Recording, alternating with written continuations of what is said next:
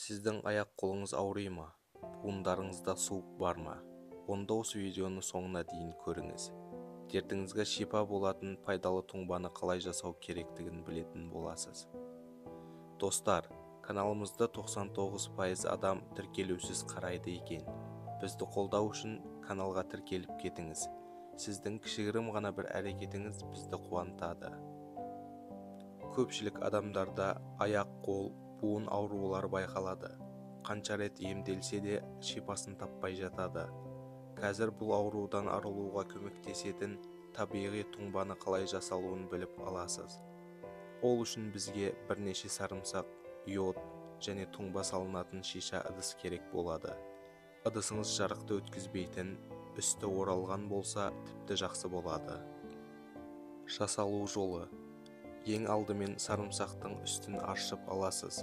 Тұңбаны қанша көп болуын қаласаңыз, сонша сарымсақ аласыз. Бір дана сарымсақ та жеткілікті болады.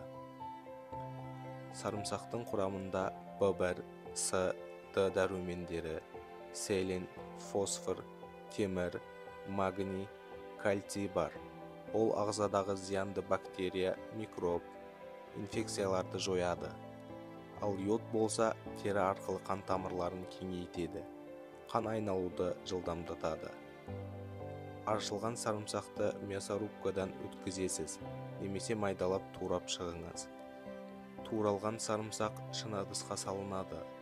Оның үстінен сарымсақ бататындай йод құйылады.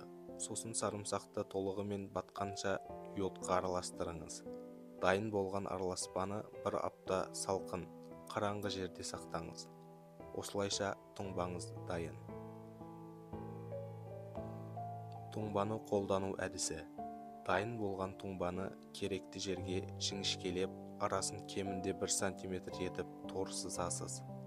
Йодты жаққан кезде қалыңдатып жағуға болмайды.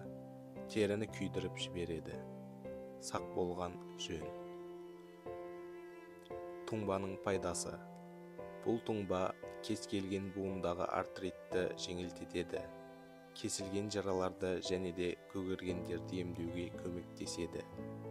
Жәндіктердің шағуынан қышынуды, тітіркенуді жеңілдетеді. Және де бұл тұңба буын ауруларына көп көмектеседі. Қарсы әсерлері. Бұл тұңбаны қалқанша безі ақаулары бар адамдарға қолдануға болмайды. Жоғары температурада да пайдалануға болмайды. Йод пен сарымсаққа аллергияңыз болған жағдайда қолданбаған дұрыс.